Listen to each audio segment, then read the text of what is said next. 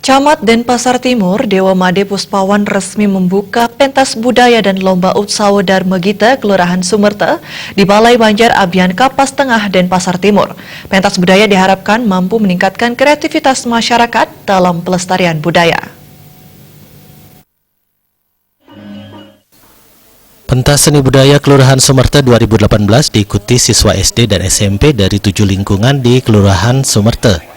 Ketua Panitia Made Mudra mengatakan dasar dilaksanakannya pentas budaya adalah dokumen penggunaan anggaran dari kecamatan dan SK Peraturan Pelaksana Pentas Budaya. Pentas budaya bertujuan meningkatkan, melestarikan, dan mengembangkan kreativitas seni budaya. Di samping itu, hal yang paling penting adalah mempersatukan generasi muda di Kelurahan Sumerta. Sementara Lurah Sumerta Made Tirana mengatakan pentas budaya yang dilaksanakan di Kelurahan Sumerta melombakan berbagai aktivitas seni dan budaya Bali, diantaranya tari Magapati, Mekendang Tunggal dengan tema pengibuh gebiar duduk, dan macapat yang diikuti anak-anak putra-putri dari tingkat SD dan SMP.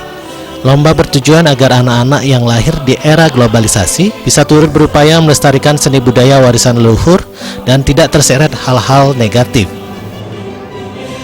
Tujuan kami untuk melaksanakan ini untuk mengarahkan anak-anak kami yang ada di Kelurahan Sumerta yang terdiri dari 7 lingkungan agar dengan globalisasi zaman globalisasi ini agar tidak terbawa nanti, sehingga dari anak-anak bisa untuk melestarikan budaya kami.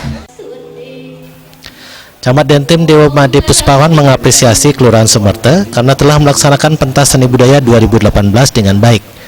Kelurahan Sumerta dinilai sangat tepat menggelar pentas seni budaya karena kelurahan ini tempat lahirnya maestro seni di kota Denpasar.